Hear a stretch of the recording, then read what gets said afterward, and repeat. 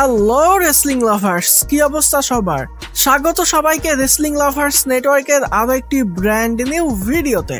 Dear audience, এই ভিডিওতে বর্তমান সময়ে রেসলিং জগতের কিছু হট টপিক, কিছু নিউজ আপডেট, আগামীকালকে স্ম্যাকডাউনের প্রিভিউ এবং সাথে আগামী স্যাটারডে নাইট মেইন ইভেন্টের উইনার প্রেডিক্ট করব। ভিডিও ভালো লাগলে ভিডিওতে লাইক দিবেন, চ্যানেলে নতুন হয়ে থাকলে চ্যানেলটি সাবস্ক্রাইব করে দিবেন। আজকের ভিডিও শুরু করছি একটা ব্রেকিং নিউজ দিয়ে। ব্রেকিং নিউজটা হলো আমরা আবারও টিভিতে রেসলিং দেখতে পাবো।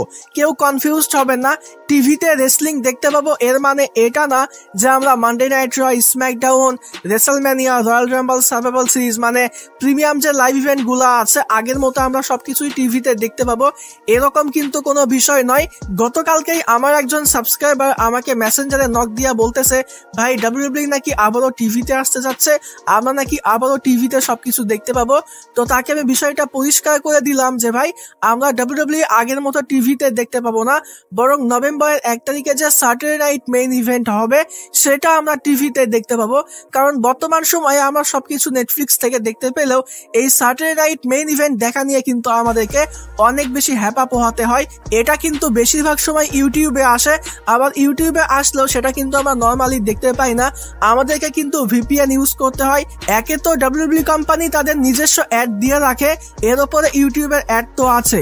তো সবকিছু মিলাইয়া শো দেখার যে এক্সপিরিয়েন্সটা এটা কিন্তু অত্যন্ত বাজে হয়। তো এটা নিয়ে কিন্তু আমাদেরকে অনেক বেশি হ্যাপা পোহাতে হয়। আমরা টাকা দিয়ে নেটফ্লিক্সের সাবস্ক্রিপশন নেওয়ার পরেও আমরা কিন্তু স্যাটারডে নাইট মেইন ইভেন্টটা শান্তি মতো দেখতে পাই না। তো এর জন্য কিন্তু এবার একটা সিদ্ধান্ত নেওয়া হয়েছে, এখন সনি স্পোর্টস আসলে ডাব্লিউডাব্লিউ কোম্পানির কাছে গিয়েছে নাকি ডাব্লিউডাব্লিউ কোম্পানি সনি স্পোর্টস এর কাছে এসেছে এই বিষয়টা আমরা জানি না, তবে তাদের মধ্যে একটা ডিল হয়েছে। আমরা নভেম্বরের 1 তারিখে যে স্যাটারডে নাইট মেইন ইভেন্টটা এটা কিন্তু আমরা টিভিতে দেখতে পাবো, আর সম্ভবত ডিসেম্বরের 13 তারিখে যে স্যাটারডে নাইট মেইন ইভেন্টটা হবে এটাও আমরা টিভিতে দেখতে পাবো। যেহেতু নেটফ্লিক্সে এই শোটা আসতেছে না, ইউটিউবে আসলে সেটা দেখা নিয়ে কিন্তু অনেক বেশি ঝামেল হয়, বেশিরভাগ মানুষ কিন্তু সেটা দেখতে পায় না। তাই স্যাটারডে নাইট মেইন ইভেন্ট যদি টিভিতে আসে তাহলে যারা নর্মাল ক্যাজুয়াল অডিয়েন্স আছে তারা কিন্তু এই শোগুলো অনায়াসেই দেখতে পাবে। জন সিনা রিটায়ার করাটা কিন্তু তারা লাইভ দেখতে পাবে। তো এটা কিন্তু আসলেই ভালো একটা বিষয়, আর এটাই কিন্তু হতে পারে আসলে টিভিতে রেসলিং ফিরে আসার সূচনা। কারণ নেটফ্লিক্সের সঙ্গে ডাব্লিউডাব্লিউ কোম্পানির যে ডিলটা হয়েছে আমরা কিন্তু সকলেই জানি যে নেটফ্লিক্স কিন্তু ডাব্লিউডাব্লিউ কোম্পানির উপরে তেমন খুশি নয়। তারা যেমনটা প্রত্যাশা করেছিল সেরকম কিন্তু কিছুই হচ্ছে না। হয়তোবা আগামী 3-4 বছর পরে রেসলিং আবারও টিভিতে ফিরতে পারে, হয়তোবা দেখা গেল যে অতটা সময় লাগলেও না। এটাই কিন্তু সূচনা, মানে নভেম্বরের 1 তারিখে স্যাটারডে নাইট মেইন ইভেন্ট কিন্তু আমরা টিভিতে দেখতে পাবো। তো এটাই কিন্তু সূচনা হতে পারে। আপনাদের কিন্তু স্যাটারডে নাইট মেইন ইভেন্ট দেখা নিয়ে আর কোনো হ্যাপা পোহাতে হবে না। নভেম্বরের 1 তারিখের যে স্যাটারডে নাইট মেইন ইভেন্ট এটা কিন্তু আমরা সনি স্পোর্টসে টিভিতেই দেখতে পাবো। এরপরের আপডেটটা হলো লোগান পলকে নিয়ে। লোগান পলের রিটার্নের ব্যাপারে কিন্তু ফাইনালি আপডেট পাওয়া গেছে। অনেকদিন কিন্তু হলো লোগান পলকে আমরা দেখতে পাচ্ছি না, তো তার রিটার্নের ব্যাপারে কিন্তু ফাইনালি আপডেট পাওয়া গেছে। এখন যে সকল সুপারস্টারদের রিটার্নের ব্যাপারে আপডেট পাওয়া যাচ্ছে হয়তো না 2025 সালে রিটার্ন করছে অথবা 2026 সালে রয়্যাল রাম্বলে রিটার্ন করবে, এমনটাই কিন্তু আমরা শুনতে পাচ্ছি। তবে লোগান পলের ক্ষেত্রে কিন্তু একটু ব্যতিক্রম, সে 2025 সালে রিটার্ন করছে না, সে 2026 সালের শুরুর দিকে রিটার্ন করছে। তবে সে কিন্তু রয়্যাল রাম্বলে রিটার্ন করছে না, বরং রয়্যাল রাম্বলের আগে 2026 সালের শুরুর দিকে আমরা লোগান পলের রিটার্ন দেখতে পেয়ে যাব। বরং সে রিটার্ন করবে 2026 সালের রয়্যাল রাম্বলকে হাইপ করার জন্য, 2026 সালের রয়্যাল রাম্বলকে বিল্ড আপ করার জন্য। তো লোগান পলের রিটার্ন কিন্তু আমরা ফাইনালি 2026 সালের শুরুর দিকেই দেখতে পাবো। তো যারা লোগান পলের ফ্যান্স আছেন তাদের জন্য কিন্তু একটা গুড নিউজ যে লোগান পল ফাইনালি রিটার্ন করতে যাচ্ছে 2026 সালের শুরুর দিকে। এবার কথা বলি আগামীকালকের স্ম্যাকডাউনের প্রিভিউ নিয়ে, কারণ দেওয়ার মতো আর কোনো আপডেট নেই। যা আপডেট ছিল তা কিন্তু অলরেডি আমাদের দ্বিতীয় চ্যানেলে আজকে সকালেই একটা ভিডিওতে কভার করে দিয়েছি। যারা আমাদের দ্বিতীয় চ্যানেলের ভিডিও দেখেননি অবশ্যই দেখে নেবেন। আমাদের দ্বিতীয় চ্যানেলে আজকে সকালেই কিন্তু একটা ভিডিও আপলোড করা হয়েছে, সেখানে কিন্তু গুরুত্বপূর্ণ কিছু নিউজ আপডেট কভার করা হয়েছে। তো অবশ্যই সবাই চেষ্টা করবেন আমাদের দ্বিতীয় চ্যানেলটা সাবস্ক্রাইব করার এবং আমাদের দ্বিতীয় চ্যানেলের ভিডিওগুলো দেখার। রোমান রেইন্স কবে রিটার্ন করবে এ ব্যাপারেও কিন্তু একটা ভিডিও আপলোড হয়েছে আমাদের দ্বিতীয় চ্যানেলে গত পরশু দিনে। তো যেমনটা আমি আপনাদেরকে বলেছিলাম যে আমাদের দ্বিতীয় চ্যানেলেও কিন্তু রেগুলার ভিডিও আপলোড হবে, তো আমাদের দ্বিতীয় চ্যানেলেও কিন্তু রেগুলার ভিডিও আপলোড হচ্ছে। যারা এখনো আমাদের দ্বিতীয় চ্যানেলকে সাবস্ক্রাইব করেননি অবশ্যই আমাদের দ্বিতীয় চ্যানেলটি সাবস্ক্রাইব করে রাখবেন এবং সেখানে যে ভিডিওগুলো আপলোড হবে সেই ভিডিওগুলো দেখলে আপনারা অনেক ইনফরমেশন পেয়ে যাবেন। তো যাই হোক, এবার কথা বলি আগামীকালকে স্ম্যাকডাউনের প্রিভিউ নিয়ে। আগামীকালকে স্ম্যাকডাউনের জন্য কিন্তু কয়েকটা ম্যাচ এবং কয়েকটা সেগমেন্ট কনফার্ম করা হয়েছে। যেরকম আমরা আগামীকালকে স্ম্যাকডাউনে কার্মেলো হেইস এবং কিট ওয়েলসনের মধ্যে একটা ম্যাচ দেখতে পাবো, এটা কিন্তু আগামীকালকে স্ম্যাকডাউনের জন্য অফিসিয়াল হয়ে গেছে।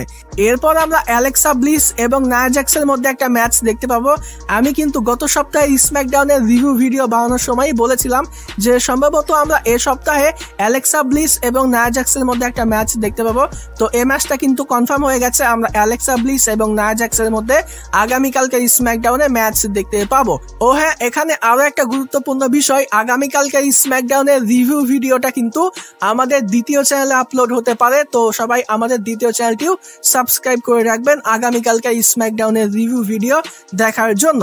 তো যাই হোক, এরপর আমরা আগামীকালকে স্ম্যাকডাউনে ইলিয়া ড্রাকানভের ওপেন চ্যালেঞ্জ দেখতে পাবো। সে তার ইউএস চ্যাম্পিয়নশিপের জন্য একটা ওপেন চ্যালেঞ্জ রাখবে। তো তার অপোনেন্ট কে হবে এ ব্যাপারে কিন্তু কোনো আপডেট পাওয়া যায়নি, তবে আমরা ইউএস চ্যাম্পিয়নশিপের জন্য আগামীকালকে স্ম্যাকডাউনে একটা ম্যাচ দেখতে পাবো। এরপর আমরা আগামীকালকে স্ম্যাকডাউনে জেড কার্গিলকে দেখতে পাবো। সে কেন হিল টার্ন করলো, টিফনির উপরে কেন অ্যাটাক করলো, এই বিষয়গুলো নিয়ে কিন্তু আগামীকালকে স্ম্যাকডাউনে জেড কার্গিল কথা বলবে। তাছাড়া আগামীকালকে স্ম্যাকডাউনে আমরা কডি রুডস এবং ড্রু ম্যাকইন্টায়ারের মধ্যে একটা ফেস অফ দেখতে পাবো। তাদের মধ্যেও কিন্তু একটা সেগমেন্ট আগামীকালকে স্ম্যাকডাউনের জন্য কনফার্ম করা হয়েছে। তো ডিয়ার অডিয়েন্স, এই ম্যাচ এবং এই সেগমেন্ট গুলোই কিন্তু আগামীকালকে স্ম্যাকডাউনের জন্য আপাতত অফিসিয়াল করা হয়েছে।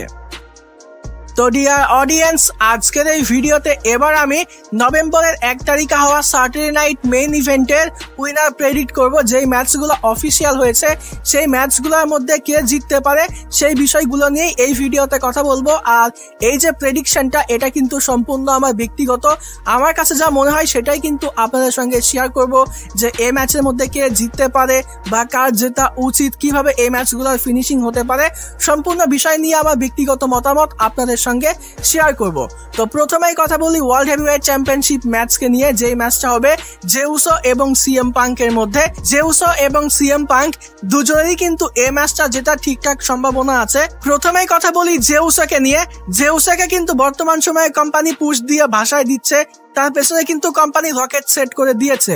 আর তাছাড়া রিসেন্টলি জেউসো নিজে থেকে এই বিষয়টা বলেছে, সে কিন্তু রোমান রেঞ্জের লেভেলে আছে। একে তো কোম্পানি থেকে পুশ দিচ্ছে, সে আবার রোমান রেঞ্জের লেভেলে আছে, তো সে কিন্তু চ্যাম্পিয়ন হতেই পারে। আর তাছাড়া তার হিল টার্নের বিষয়টাও কিন্তু এখন শোনা যাচ্ছে। তো সবকিছু মিলায়ে জেউসো কিন্তু ঠিকঠাক সম্ভাবনা আছে নতুন ওয়ার্ল্ড হেভিওয়েট চ্যাম্পিয়ন হবার। তবে এত কিছুর পরেও আমার কাছে মনে হয় না যে জেউসো নতুন ওয়ার্ল্ড হেভিওয়েট চ্যাম্পিয়ন হবে। এটার পেছনে কারণ হলো, এখন যে চ্যাম্পিয়ন হবে সে কিন্তু অন্তত রেসেলম্যানিয়া 42 পর্যন্ত চ্যাম্পিয়ন থাকবে। আর রেসেলম্যানিয়া 41 এর কথা আমাদের সকলেরই মনে আছে, সেখানে জেউসোকে চ্যাম্পিয়ন করার পরে সেটা নিয়ে যে কি হয়েছিল এটা কিন্তু আমরা সকলে জানি। তো আমার কাছে মনে হয় না যে জেউসোকে কোম্পানি ভালো পুশ দিলেও তাকে এখন চ্যাম্পিয়ন করা হবে। তাকে চ্যাম্পিয়ন করে রেসেলম্যানিয়া 42 কে বরবাদ করা হবে। তো এর জন্য আমার কাছে মনে হয় না যে জেউসো নতুন চ্যাম্পিয়ন হবে, বরং এখানে সিএম পাঙ্ক হবে নতুন চ্যাম্পিয়ন। আর সিএম পাঙ্ক চ্যাম্পিয়ন হলে আমরা কিন্তু ভালো ভালো ম্যাচ দেখতে পাবো। সে কিন্তু রেসেলম্যানিয়া 42 পর্যন্ত চ্যাম্পিয়ন থাকবে, কারণ সামারস্ল্যামে তাকে কিন্তু চ্যাম্পিয়ন করা হয়েছিল, তবে সে কিন্তু সেই রাতেই হেরেছে। তাই এখন তাকে চ্যাম্পিয়ন করা হলে অন্তত রেসেলম্যানিয়া 42 পর্যন্ত সে কিন্তু চ্যাম্পিয়ন থাকবে। আর সিএম পাঙ্ক চ্যাম্পিয়ন হলে আমরা কিন্তু রেসেলম্যানিয়া 42 তে ওয়ার্ল্ড হেভিওয়েট চ্যাম্পিয়নশিপকে নিয়ে বড় সড়ো একটা ম্যাচ দেখতে পাবো। আর তাকে কিন্তু পোস্টারেও রাখা হয়েছে রেসেলম্যানিয়া 42। তো আমার কাছে মনে হয় যে সিএম পাঙ্কই কিন্তু নতুন ওয়ার্ল্ড হেভিওয়েট চ্যাম্পিয়ন হবে। তো আমার প্রেডিকশনটা কিন্তু সিএম পাঙ্কের দিকেই থাকবে। জেউসোর পেছনে কোম্পানি রকেট লাগিয়ে দিলেও, সে রোমান রেঞ্জের লেভেলে থাকলেও, সে হিল টার্ন করলেও, এত কিছুর পরেও কিন্তু আমার কাছে মনে হয় যে সিএম পাঙ্কই হবে নতুন ওয়ার্ল্ড হেভিওয়েট চ্যাম্পিয়ন। এরপর আমরা ইন্টারকন্টিনেন্টাল চ্যাম্পিয়নশিপের জন্য একটা ট্রিপল থ্রেট ম্যাচ দেখতে পাবো ডমিনিক মিস্টিরিও, রুসেভ এবং পেন্টার মধ্যে। তাদের মধ্যে কিন্তু অলরেডি আমরা অনেকগুলো সিঙ্গেল ম্যাচ দেখে ফেলেছি। বেটিং অর্সে কিন্তু বলতেছে ডমিনিক মিস্টিরিও তার টাইটেলটা রিটেইন করে নিবে। আর এখন যা কন্ডিশন সবকিছু মিলায়ে আমার কাছে মনে হয় যে ডমিনিক মিস্টিরিও তার টাইটেলটা রিটেইন করে নিবে। এখন অন্তত ডমিনিক মিস্টিরিওর কাছ থেকে ইন্টারকন্টিনেন্টাল চ্যাম্পিয়নশিপটা নেওয়ার কোনো ইচ্ছা নাই কোম্পানির। আর এটার পেছনে কারণ হলো আমরা কিন্তু সকলে জানি যে সম্ভবত 2025 সালের সার্ভাইভাল সিরিজে ইন্টারকন্টিনেন্টাল চ্যাম্পিয়নশিপের জন্য ডমিনিক মিস্টিরিও এবং জন সিনার মধ্যে আমরা ম্যাচ দেখতে পাবো। জন সিনাই কিন্তু ডমিনিক মিস্টিরিওকে হারাবে, সে হবে নতুন ইন্টারকন্টিনেন্টাল চ্যাম্পিয়ন। তো যদি জন সিনা এবং ডমিনিক মিস্টিরিওর মধ্যে ইন্টারকন্টিনেন্টাল চ্যাম্পিয়নশিপের জন্য ম্যাচ করা হয় তাহলে স্যাটারডে নাইট মেইন ইভেন্টে কোনোভাবেই কিন্তু ডমিনিক মিস্টিরিও তার টাইটেলটা হারবে না। আর তাছাড়া যেহেতু এটা ট্রিপল থ্রেট ম্যাচ, একটা নো ডিসকোয়ালিফিকেশন ম্যাচ, এই ম্যাচের মধ্যে কিন্তু সবকিছু হতে পারে। ডমিনিক মিস্টিরিওর কাছে কিন্তু তার জাজমেন্ট ডে আছে, বিশেষ করে তার কাছে কিন্তু লস আমেরিকানো আছে। এল গ্রান্ডে আমেরিকানো এবং লস আমেরিকানো সবাই মিলে এসে কিন্তু ডমিনিক মিস্টিরিওকে সাহায্য করতে পারে। তো ওভারঅল সব দিক থেকে আমার কাছে মনে হয় যে স্যাটারডে নাইট মেইন ইভেন্টে ডমিনিক মিস্টিরিও তার আইসি চ্যাম্পিয়নশিপটা রিটেইন করে নিবে। এরপর আমরা WWE উইমেন্স চ্যাম্পিয়নশিপের জন্য টিফনি স্ট্যাটন এবং জেড কার্গেলের মধ্যে একটা ম্যাচ দেখতে পাবো। গত স্ম্যাকডাউনে কিন্তু জেড কার্গেল রিটার্ন করে, সে কিন্তু টিফনির উপরে অ্যাটাক করে। আমরা কিন্তু জেড কার্গেলের অফিসিয়াল হিল টার্ন দেখতে পেয়েছি। যেহেতু জেড কার্গেলকে সবেমাত্র হিল টার্ন করানো হয়েছে, তো আমার কাছে মনে হয় যে তারা এই ক্যারেক্টারকে বিল্ড আপ করার জন্য তাকে চ্যাম্পিয়ন করা হবে। আর তাছাড়া টিফনি এবং জেড কার্গেলের মধ্যে আমরা কিন্তু এর আগেও ম্যাচ দেখতে পেয়েছি যেখানে জেড কার্গেল কিন্তু হেরেছে, আর সেই সময় সে কিন্তু ছিল ফেস। এখন যেহেতু সে হিল হয়েছে, তাদের মধ্যে দ্বিতীয়বারের মতো ম্যাচ হচ্ছে। তো আমার কাছে মনে হয় যে এবার কিন্তু জেড কার্গেলকে চ্যাম্পিয়ন করা হবে। বেটিং অর্সও কিন্তু জেড কার্গেলের দিকেই আছে। তো সব দিক থেকে আমার কাছে মনে হয় যে জেড কার্গেল টিফনিকে হারাবে এবং সে হবে নতুন WWE উইমেন্স চ্যাম্পিয়ন। এরপর আমরা আনডিসপিউটেড WWE চ্যাম্পিয়নশিপের জন্য ড্রু ম্যাকইন্টায়ার এবং কর্ডি রুডসের মধ্যে ম্যাচ দেখতে পাবো। যদিও আমরা সকলেই চাই যে ড্রু ম্যাকইন্টায়ার নতুন চ্যাম্পিয়ন হোক, তবে এখন যা কন্ডিশন, এখন যা পজিশন, তাতে আমার কাছে মনে হয় যে ড্রু ম্যাকইন্টায়ারকে এখনো চ্যাম্পিয়ন করা হবে না। আর এটার পেছনে সব থেকে বড় কারণ হলো কর্ডিকে কিন্তু রেসেলম্যানিয়া 42 পোস্টারে রাখা হয়েছে। তো তাকে নিয়ে কিন্তু কোম্পানি বড় সড়ো একটা গল্প বিল্ড আপ করতে চায়। তো যার কারণে আমার কাছে মনে হয় না যে এখনই কর্ডি রুডস তার টাইটেলটা ড্রপ করবে। এখানে এই ম্যাচের মধ্যে অনেক কিছু হতে পারে। কর্ডি রুডস হিল টার্ন করতে পারে, র্যান্ডি অর্টনের ইনভলভমেন্ট এই ম্যাচের মধ্যে থাকতে পারে। তবে এই ম্যাচের মধ্যে যা কিছু হোক না কেন, তারপরেও আমার কাছে মনে হয় যে কর্ডি রুডস তার টাইটেলটা রিটেইন করে নিবে। ড্রু ম্যাকইন্টায়ারের ঠিকঠাক সম্ভাবনা থাকলেও ড্রু ম্যাকইন্টায়ারকে এখন কিন্তু চ্যাম্পিয়ন করা হবে না। তো আরো একবার কিন্তু কর্ডি রুডসের কাছে ড্রু ম্যাকইন্টায়ার হারবে, কর্ডি রুডস তার টাইটেলটা রিটেইন করে নিবে। তো ডিয়ার অডিয়েন্স, আপাতত এই 4টা ম্যাচ কিন্তু স্যাটারডে নাইট মেইন ইভেন্টের জন্য এখন অবধি অফিসিয়াল করা হয়েছে, তাই এই 4টা ম্যাচের ব্যাপারে কথা বললাম। আর যে প্রেডিকশনটা ছিল এটা কিন্তু সম্পূর্ণ ছিল আমার ব্যক্তিগত। আপনারা চাইলে এই ভিডিওতে কমেন্ট করে আপনাদের প্রেডিকশন আমাকে জানিয়ে দিতে পারেন। তো ডিয়ার অডিয়েন্স, এই ভিডিওটা এ পর্যন্তই ছিল। ভিডিও ভালো লাগলে ভিডিওতে লাইক দিবেন, চ্যানেলে নতুন হয়ে থাকলে চ্যানেলটি সাবস্ক্রাইব করে দিবেন। আজকের মতো এখানেই বিদায় নিচ্ছি। যাবার আগে একটি কথাই বলতে চাই, যদি রেসলিং ভালোবাসো তাহলে আমরা সবাই এক টিম।